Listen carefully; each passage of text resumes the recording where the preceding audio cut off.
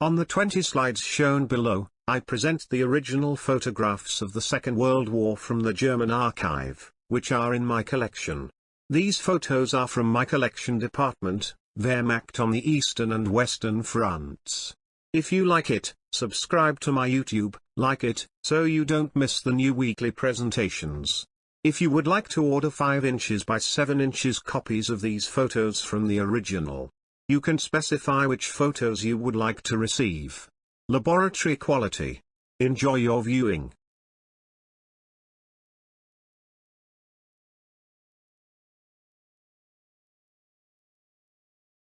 The Dornier Do-24 was designed to meet a Royal Netherlands Navy requirement for a replacement of the Dornier walls being used in the Dutch East Indies, with the Netherlands government signing a contract for 6 Dornier Do-24s on 3 August 1936.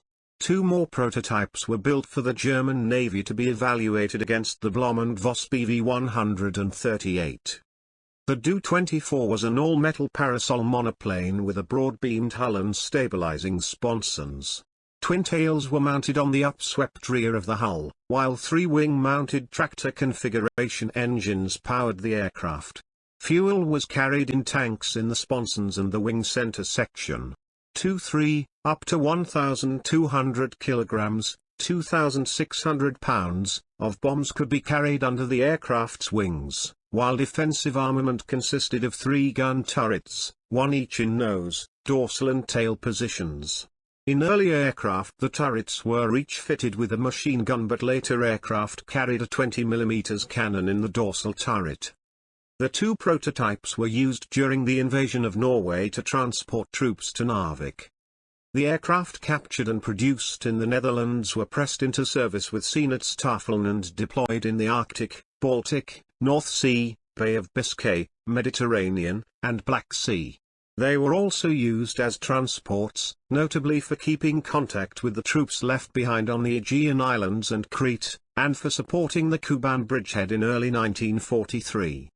With the German occupation, production was paused, however, while the Luftwaffe Küstenfliegergruppen Maritime Reconnaissance Branch was uninterested in the partially completed aircraft, as they had already chosen the Blohm and Voss BV-138 for the role. The Dutch production line resumed, to provide aircraft for the otherwise poorly equipped Seenotdienst, Sea Emergency Service, which was still operating Heinkel He-59 biplanes.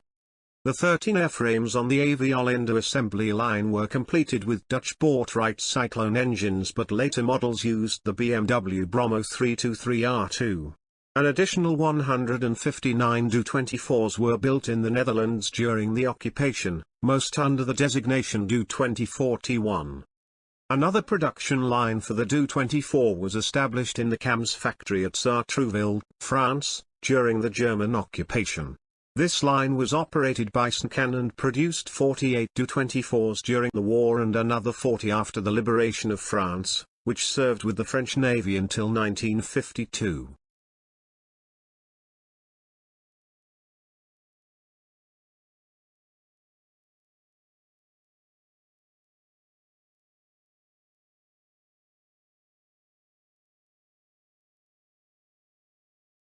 The Na-64P2 was built for the French Armée de l'Air and Aéronavale in 1939 to 1940, which ordered 230 respectively.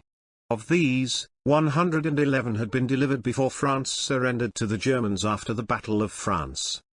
In France, the Na-64, like the Na-57 before it, was known as the North, and was designated as Na-64P2, North American, Model 64, Perfection Man, for perfecting flying skills/advanced trainer, 2-seater, but were sometimes attached to reconnaissance units. A small number were used by the Vichy French Air Force alongside Na-57s. 2 examples in North Africa survived into the post-war years, having been operated alongside Na-57s, the last only being retired in 1949. In Canada, North American Na-64 Yale XCC. Aircraft Yale shortly after being taken on strength as an intermediate trainer, at Camp Borden. The remaining 119 undelivered aircraft were bought up by the British Purchasing Commission and transferred to the Royal Canadian Air Force, RCAF, for the British Commonwealth Air Training Plan between August and September 1940, and all were operational by November.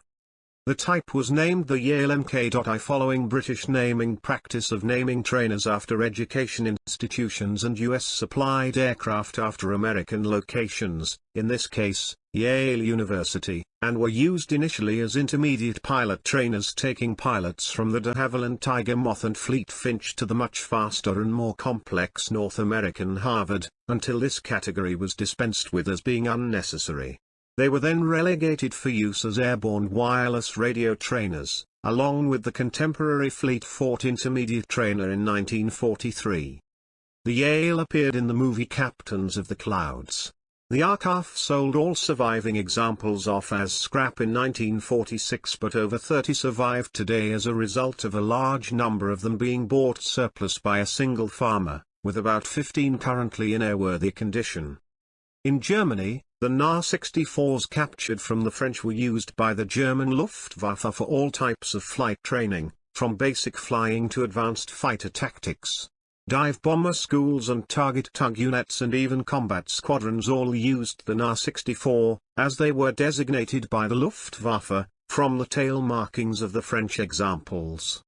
At least one was used by the Circus Rosarius to familiarize German aircrew with the handling of American aircraft before they evaluated captured aircraft.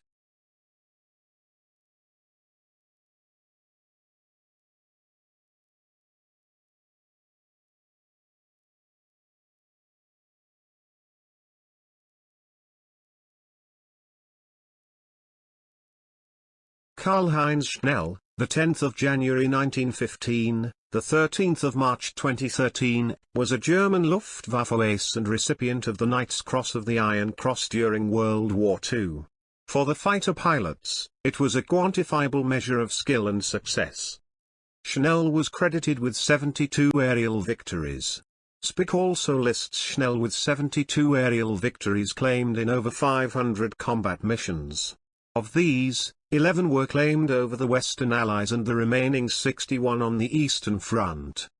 German Federal Archives records for 68 aerial victory claims, plus 3 further unconfirmed claims. This figure includes 68 aerial victories on the Eastern Front and 7 over the Western Allies.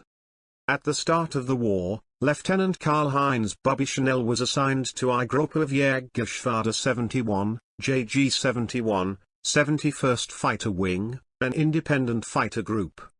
When this unit was flagged for absorption into Jägergeschwader 51, JG-51, 51st Fighter Wing, on the 1st of November 1939 he was transferred to the newly formed 3./JG-20, itself part of an independent fighter group but also seconded to JG-51. At the end of the war Schnell was called to join Adolf Galland's band of elite malcontents in JV-44. There he served as Platzausbau officer, in charge of airfield infrastructure, until the end of the war. One of his last duties, on the 4th of May 1945, was being dispatched by his CO, Heinz Baer, from their final airbase in Salzburg, Austria, to the nearby American forces to get their surrender instructions. Activa Band 44, JV-44, was a German air unit during World War II. It was formed during the last months of World War II to operate the Messerschmitt Me-262 jet fighter. The commander of JV-44 was General Adolf Galland, the former General der Jagdflieger, General of Fighter Pilots, who had recently been sacked from his staff post by Hermann Göring for criticizing the operational policies, strategic doctrine, and tactics mandated by the Luftwaffe High Command in the fighter pilots' revolt. Galland was charged with setting up a small Me-262 unit to demonstrate the capabilities of the jet fighter. JV-44 comprised a corps of experienced pilots, expert, chosen from Galland's former staff or recruited from units which had been disbanded or were being re-equipped. JV-44 performed well during its brief history, achieving a 4-to-1 kill ratio. However, It had relatively few operational jet planes available for any single sortie and was repeatedly forced to relocate due to the approach of Allied ground forces. Its complement included 50 pilots and 25 airplanes. Galland was injured on the 26th of April and Heinrich Baer assumed command.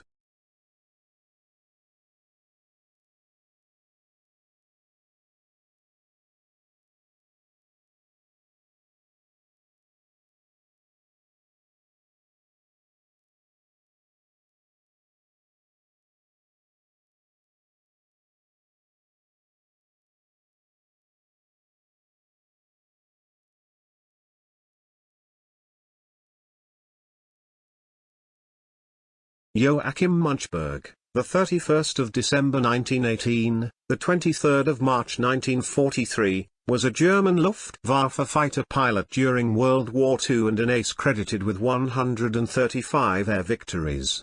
The majority of his victories were claimed over the Western Front, with 33 claims over the Eastern Front. Of his 102 aerial victories achieved over the Western Allies, 46 were against Supermarine Spitfire fighters. He was given command of JG-26's 2. Gruppe, 2nd Group, in September 1941 and was then posted to Jägergeschwader 51, JG-51-51 ST Fighter Wing, on the Eastern Front, in July 1942. Serving as a Geschwader Commodore, Wing Commander, in training under JG-51 Wing Commander Karl Gottfried Nordmann, he claimed his 100th aerial victory on 5 September 1942, for which he was awarded the Knight's Cross of the Iron Cross with oak leaves and swords on 9 September 1942, his score then at 103 aerial victories. On 1 October 1942 Munchberg was given command of Jägergeschwader 77, JG-77, 77th Fighter Wing, operating in the Mediterranean theater. He died of wounds following a mid-air collision during combat near Mnazi, Tunisia on 23 March 1943. LZ-127 Graf Zeppelin, Deutsches Luftschiff Zeppelin 127, was a German passenger-carrying hydrogen-filled rigid airship that flew from 1928 to 1937. It offered the first commercial transatlantic passenger flight service. The ship was named after the German airship pioneer Ferdinand von Zeppelin, a Count, Graf, in the German nobility. It was conceived and operated by Hugo Echner, the chairman of Luftschiffbau Zeppelin. Graf Zeppelin made 590 flights totaling almost 1.7 million kilometers, over 1 million miles. It was operated by a crew of 36, and could carry 24 passengers. It was the longest and largest airship in the world when it was built. It made the first circumnavigation of the world by airship, and the first non-stop crossing of the Pacific Ocean by air. Its range was enhanced by its use of blue gas as a fuel. It was built using funds raised by public subscription and from the German government, and its operating costs were offset by the sale of special postage stamps to collectors, the support of the newspaper magnate William Randolph Hearst, and cargo and passenger receipts. After several long flights between 1928 and 1932, including one to the Arctic, Graf Zeppelin provided a commercial passenger and mail service between Germany and Brazil for 5 years. When the Nazi Party came to power, they used it as a propaganda tool. It was withdrawn from service after the Hindenburg disaster in 1937, and scrapped for military aircraft production in 1940. The Graf Zeppelin, Deutsche Luftschiff Zeppelin No. 130, registration, DLZ 130, was the last of the German rigid airships built by Zeppelin Luftschiffbau during the period between the World Wars, the second and final ship of the Hindenburg class, and the second Zeppelin to carry the name Graf Zeppelin, after the LZ 127, and thus often referred to as Graf Zeppelin II. Due to the United States' refusal to export helium to Germany, the Graf Zeppelin II was filled with hydrogen and therefore never carried commercial passengers. It made 30 flights over 11 months in 1938-39, many being propaganda publicity flights, but staff of the Reich Air Ministry were aboard to conduct radio surveillance and measurements. The airship, along with its LZ-127 namesake, were both scrapped in April 1940, and their duralumin framework salvaged to build aircraft for the Luftwaffe.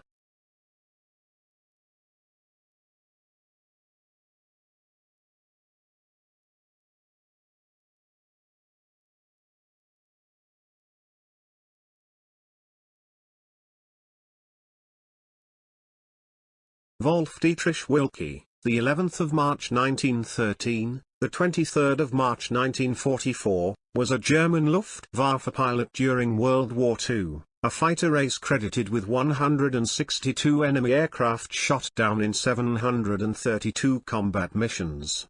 He claimed the majority of his victories over the Eastern Front, and 25 over the Western Front, including 4 four-engined bombers. Born in Schrimm in the province of Posen, Wilke volunteered for military service in the Reichswehr of Nazi Germany in 1934. Initially serving in the Heer, Army, he transferred to the Luftwaffe, Air Force, in 1935. Following flight training, he was posted to Jägergeschwader Richthofen, Fighter Wing Richthofen, in April 1936. After an assignment as fighter pilot instructor, he volunteered for service with the Condor Legion during the Spanish Civil War in early 1939. After his return from Spain, he was appointed Staff El Capitan, squadron leader, of the 7. Staffel, 7th Squadron, of Jägergeschwader 53, JG-53, 53rd Fighter Wing. Following the outbreak of World War II, he claimed his first aerial victory on the 7th of November 1939. On the 18th of May 1940, during the Battle of France, he was shot down and taken prisoner of war. After the armistice with France, he returned from captivity and was appointed Gruppenkommandeur, Group Commander, of the 3rd Gruppe, 3rd Group, of JG-53 during the Battle of Britain, claiming 10 victories over England. Wilke then fought in the aerial battles of Operation Barbarossa, the German invasion of the Soviet Union. There, after 25 aerial victories, he was awarded the Knight's Cross of the Iron Cross on 6 August 1941. In September 1941, he relocated with his group to the Mediterranean Theatre, where he was able to claim further victories. At the end of May 1942, he was transferred to the Stab Headquarters Unit, of Jägergeschwader 3, JG-3, 3rd Fighter Wing, UDAT, and that August he was appointed as its Geschwader Commodore, Wing Commander. Following his 100th aerial victory on 6 September, he received the Knight's Cross of the Iron Cross with oak leaves. During the Battle of Stalingrad, on 17 December, he claimed his 150th aerial victory. On 23 December 1942, he was awarded the Knight's Cross of the Iron Cross with oak leaves and swords, his total now 155 aerial victories. Subsequent to the presentation of the swords to his Knight's Cross, he was officially banned from operational flying. Occasionally he still flew combat missions, and on 23 March 1944, flying in defense of the Reich, he claimed his 162nd and last aerial victory and was killed in action by United States Army Air Force's long-range P-51 Mustang fighters near Schoppenstedt, in Lower Saxony. Wolfgang Evolt, the 26th of March 1911, the 24th of February 1995, was a Luftwaffe ace and recipient of the Knight's Cross of the Iron Cross during World War II. The Knight's Cross of the Iron Cross was awarded to recognize extreme battlefield bravery or successful military leadership. On the 18th of August 1940, known as the Hardest Day, 12 Messerschmitt Bf 109s from 2. Staffel of Jägergeschwader 52, JG 52, 52nd Fighter Wing, led by Evolt, attacked RAF fighters out in the open at RAF Manston. After 2 passes, the Germans claimed 10 fighters and 3 Bristol Blenheim bombers destroyed. In fact, just 2 No. 266 Squadron Supermarine Spitfire fighters were destroyed, with another 6 Hawker Hurricane fighters damaged but repairable. A single Hurricane was also destroyed. On 23 July 1942, Evolt was given command as Gruppenkommandeur, Group Commander, of 3. Gruppe of Jagdgeschwader 3 Udat, JG3, 3rd Fighter Wing. He replaced Major Karl-Heinz Greisert, who was killed in action the day before. Evolt was awarded the Knight's Cross of the Iron Cross, Ritterkreuz des Eisernen Kreuzes, on the 9th of December 1942. On the 14th of July 1943, during the Battle of Kursk, Evolt was shot down in his Bf 109 G6, where number 20220, factory number, by Soviet flak 20 kilometers, 12 miles, northeast of Belgorod. He was temporarily replaced by Hauptmann Leo Eggers and Hauptmann Karl-Heinz Langer before Commander 3. Gruppe was officially given to Hauptmann Walther Dahl on the 20th of July. Evolt was taken prisoner of war and was held until 1949. The Messerschmitt Me-163 Comet is a rocket-powered interceptor aircraft primarily designed and produced by the German aircraft manufacturer Messerschmitt. It is the only operational rocket-powered fighter aircraft in history, as well as the first piloted aircraft of any type to exceed 1,000 km per hour, 620 miles per hour, in level flight. Development of what would become the Me-163 can be traced back to 1937 and the work of the German aeronautical engineer Alexander Lippisch and the Deutsche Forschungsanstalt für Segelflug, DFS. Initially an experimental program that drew upon traditional glider designs while integrating various new innovations such as the rocket engine, the development ran into organizational issues until Lippisch and his team were transferred to Messerschmitt in January 1939. Plans for a propeller-powered intermediary aircraft were quickly dropped in favor of proceeding directly to rocket propulsion. On the 1st of September 1941, the prototype performed its maiden flight, quickly demonstrating its unprecedented performance and the qualities of its design. Having been suitably impressed, Nazi officials quickly enacted plans that aimed for the widespread introduction of Me-163 point defense interceptors across Germany. During December 1941, work began on the upgraded Me-163B, which was optimized for large-scale production. During early July 1944, German test pilot Heini Dittmar reached 1,130 km per hour, 700 miles per hour, an unofficial flight airspeed record that remained unmatched by turbojet-powered aircraft up until 1953. That same year, the Me-163 began flying operational missions, being typically used to defend against incoming enemy bombing raids. As part of their alliance with Empire of Japan, Germany provided design schematics and a single Me-163 to the country. This led to the development of the Mitsubishi J8M. By the end of the conflict, roughly 370 Comets had been completed, most of which were being used operationally. However, some of the aircraft's shortcomings were never addressed, and the type was not as effective in combat as had been hoped. Being only capable of a maximum of 7.5 minutes of powered flight, its range fell short of projections and greatly limited its potential. Efforts to improve the aircraft were made, most notably the development of the Messerschmitt Me-263, but many of these did not see actual combat due to the sustained advancement of the Allied powers into Germany in 1945. Alfred Gryzlowski, the 2nd of November 1919, the 19th of September 2003, was a German Luftwaffe military aviator during World War II, a fighter race credited with 133 victories claimed in over 800 combat missions. The majority of his victories were claimed over the Eastern Front, with 24 claims over the Western Front. Of his 24 victories over the Western Allies, 18 were four-engined bombers. Born in Warnow-Eickel, Gryzlowski grew up in the Weimar Republic and Nazi Germany. Following his compulsory Reich-Labor service, Reichsbeistdienst, he joined the military service of the Luftwaffe in 1937. He completed flight and fighter pilot training in 1940 and was posted to Jagdgeschwader 52, JG 52, 52nd Fighter Wing.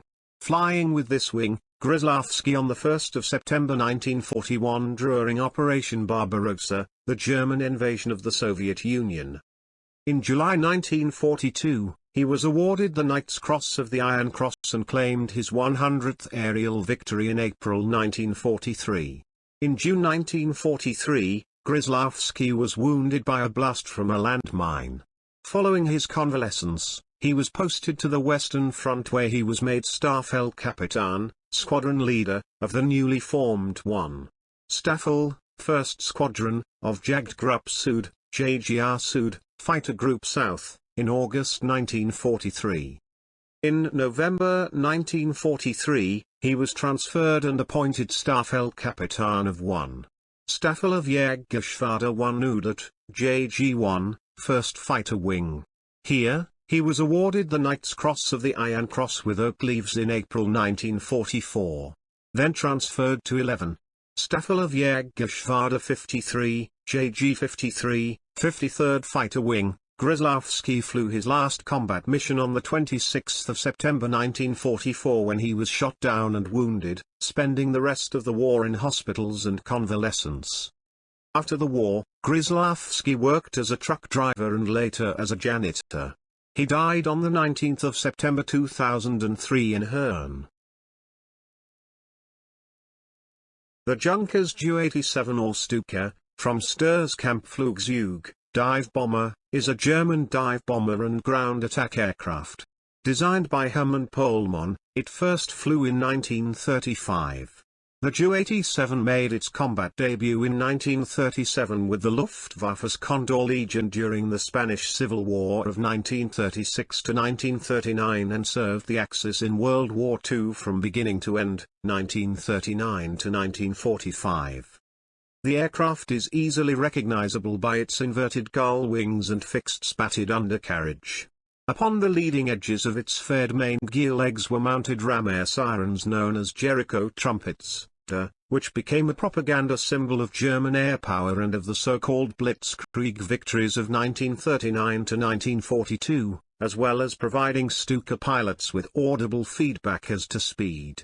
The Stuka's design included several innovations, including automatic pull-up dive brakes under both wings to ensure that the aircraft recovered from its attack dive even if the pilot blacked out from the high G-forces. The Ju-87 operated with considerable success in close air support and anti-shipping roles at the outbreak of World War II. It led air assaults in the invasion of Poland in September 1939. Stukas proved critical to the rapid conquest of Norway, the Netherlands, Belgium and France in 1940. Though sturdy, accurate, and very effective against ground targets, the Stuka was, like many other dive bombers of the period, vulnerable to fighter aircraft. During the Battle of Britain of 1940 to 1941, its lack of maneuverability, speed and defensive armament meant that it required a heavy fighter escort to operate effectively. After the Battle of Britain, the Luftwaffe deployed Stuka units in the Balkans campaign, the African and the Mediterranean theaters and in the early stages of the Eastern Front War, where it was used for general ground support, as an effective specialized anti-tank aircraft and in an anti-shipping role. Once the Luftwaffe lost air superiority, the Stuka became an easy target for enemy fighters, but it continued being produced until 1944 for lack of a better replacement. By 1945 ground attack versions of the Focke-Wulf FW-190 had largely replaced the Ju-87, but it remained in service until the end of the war in 1945. Germany built an estimated 6,000 Ju-87s of all versions between 1936 and August 1944. Oberst Hans-Ulrich Rudel became the most successful Stuka pilot and the most highly decorated German pilot of the war.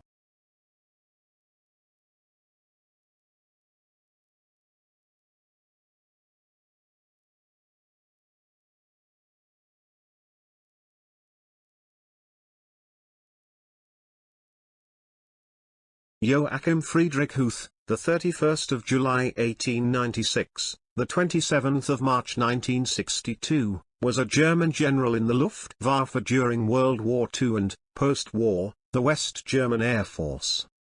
Huth commanded various fighter divisions from 1942 until 1944 before taking command of the 1. Jagd Corps, 1st Fighter Corps, on the 26th of January 1945. He held this position until the end of the war, when he was taken prisoner by the British forces. He was released in 1946. In 1956, Huth joined the Bundeswehr after the remilitarization of the Federal Republic of Germany, holding the rank of Generalmajor. He led the Luftwaffe school at Fürstenfeldbruck and, until his retirement, the Luftwaffengruppe Süd, Air Force Group South, in Karlsruhe. Huth retired on the 30th of September 1961 with a Grosses Opfenstreich, Grand Tattoo, holding the rank of Generalleutnant. Huth died 6 months later on the 27th of March 1962 in Koblenz.